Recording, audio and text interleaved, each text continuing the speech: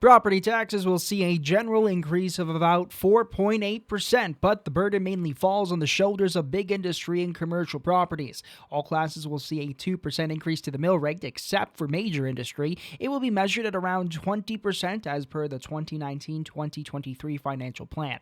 I certainly support looking at that, and maybe not in the long term in the sense, say, we'll keep it low forever, but, recognizing the forest industry has got some struggles happening right now. Louisiana Pacific expressed concern last year with the revised 2019 budget and the projected 20% increase for 2020. And with only 3 industries operating within the city that are actually considered to be major, the proposed $32.50 mill rate could spell trouble for the struggling forestry giant. LP has just put a massive expansion on.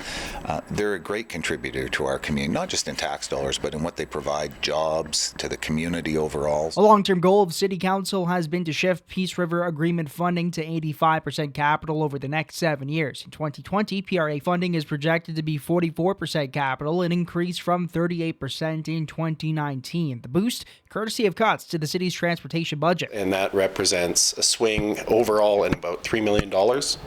So that's a pretty impressive amount of money, I think, for 1 year, and certainly trending in the right direction of where this council would like to go. Out of all the scheduled capital projects, work to parking at the Encana Event Center will be the most challenging. It will cost $7 million, but a $5 million grant application is currently in for approval. That work is going to be heavily dependent on the city receiving that grant.